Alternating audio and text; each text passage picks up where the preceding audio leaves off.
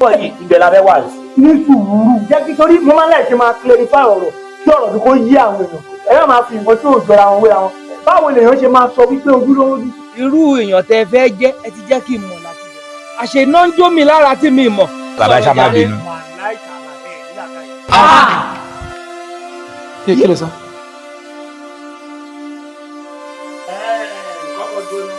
Offense number 1, owó ọmọ mi wá láì jẹ́ pé mo mẹ́rí tó dàbí Mujani àtúì.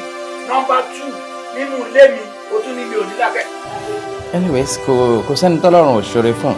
Àfẹn tó bá sọ pé títọ́ òun ò tó. Ó bí pé kẹ́wọ́ fi ṣe láàánú mò ń tàbí sọ́ni yẹn. Ṣé ìdá ẹ̀yin méjèèjì ṣe ìdá yín mọ̀ ni?